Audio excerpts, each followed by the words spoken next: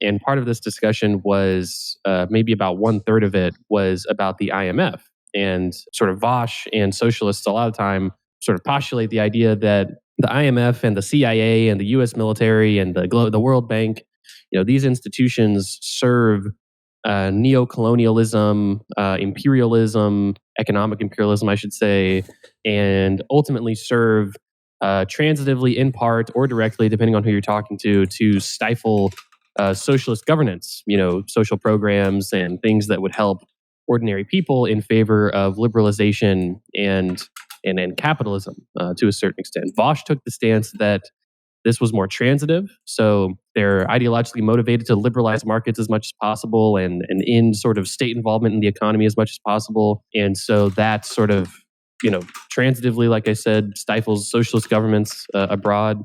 And that was part of his argument for how these sort of global North nations prevent the sustainable development of global South nations. I feel like that's as reasonable a summary of his argument as I could. And I took the position that the IMF was really more of just a bank, not necessarily an institution tasked with ending good development of the global South nations, more just a lending institution tasked with getting its money back on its loan. And then Joeri reached out to me basically saying that you're both kind of right and kind of wrong. And so I'm here now to learn a little bit, and it should be fun. Yeah, thanks. Yeah, so this was exactly, so I was watching this discussion between the two of you, and sort of it's just something, because I teach about the history of the IMF a little bit at my university, and it's just something that I really often come across, and I think it's such a shame that there are these two worlds existing.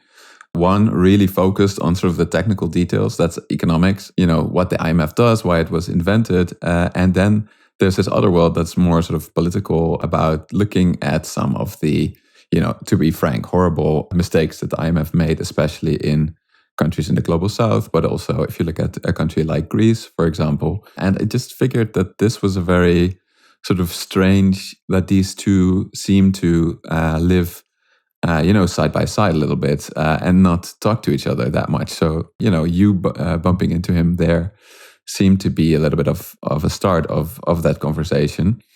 But because you both were talking about something else, I figured there was room to flesh it out a little bit here. So yeah, that being said, so you explained that you thought of the IMF as being a bank, right? So is this informed by your study of economics? Is that where this comes from? No, I don't think I had. I believe I had any courses really talking about the IMF. I had a very sort of data-oriented economics education, not much in way of sort of economic history or institutions. So the information, sort of what I know about the IMF, has been self-taught. Right. Yeah. So I think this is another point that is a bit of a tragedy, I think, for economics. And this is also something that we get a lot of flack for in the economics Twitter space. And that is that the history of economic thought and also the history of economics is just not taught in most mainstream programs anymore. Or in some cases, it's just, like one small course, or it's part of a week like, but also, the IMF has this history about Bretton Woods and all of that. So I figured we could sort of structure this talk a little bit by first going into sort of the economic angle, like what the IMF was created for, what the idea was, and then visiting sort of the dark side of the IMF a little bit, and then getting back to all of it at the end. Does that sound good? Sounds great. Let's do it.